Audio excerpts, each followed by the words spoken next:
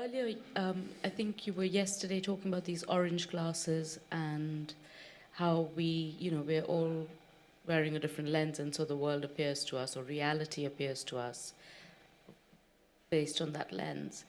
And sometimes I wonder, especially like in light of this afternoon's conversations about the state of the world, are we all wearing kind of glasses that are tinted with climate change? Because reality is that same unmoving, loving awareness, or the word, there are no words for it because there's no word that you can put to it that does it justice. But that one reality that is a movement and a rest, is that movement appearing to us because we're all kind of wearing a similar tinted lens that we're perceiving it through? Yes, but do you see what I mean? All human minds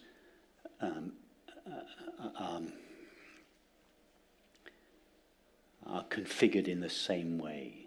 We're all wearing the same orange glasses. And then over the orange glasses, we have individual filters. But the basic filter of each of our minds is the orange tinted glasses is thinking and perceiving. And therefore, all human minds experience reality in time and space. Sure. And then on top of that, we then interpret what we see. But those are more relative conditionings. Sure. It almost sounds like, to me, and that's why I want to clarify this, almost like there's like a mass hypnosis, or like, that hologram example that you used to use once in a while.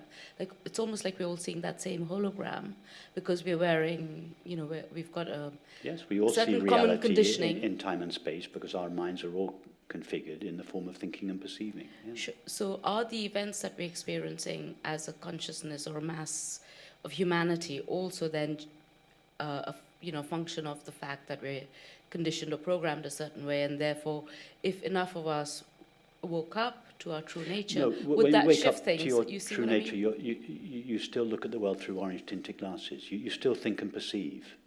Sure. The only way you can perceive, the Buddha, Jesus Christ, Ramana Maharshi, the only way they could perceive a world was through seeing, hearing, touching, tasting, and smelling. Their minds were configured in exactly the same way as our minds. Okay, so recognizing their true nature didn't change their faculties of sense perception. Sure. So therefore, the reality showed up the same way, but they just had a deeper understanding of what was going on. What the change is that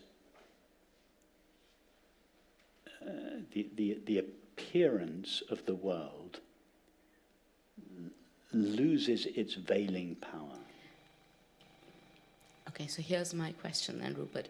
For most people, sorry, let me just clarify that. For most people, the appearance of the world, 10,000 things, veils the one reality that seems as a result to lie behind it.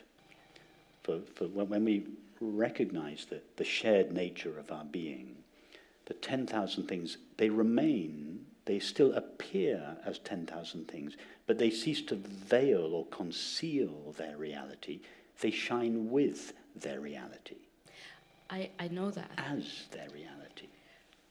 I agree, but imagine let's put it this way, if there were 8 billion Ruperts on the planet, just as an example, right, or 8 billion Buddhas, would the fact that that reality is no longer veiled and that they know the true nature, not only of themselves, but of all, of the one, the not two, would that mean that the appearance of those 10,000 things might change? No, the appearance doesn't change. At all. Our interpretation, it's not, in Sanskrit, in traditional Vedantic terminology, it's not Maya that changes.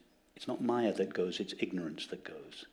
Maya, the illusion of the world, remains the same. So climate change would still be climate change, but do you see what I mean? No, I'm just talking about the fundamental appearance of things. There would be changes within the world. For instance, cruelty, unkindness, injustice,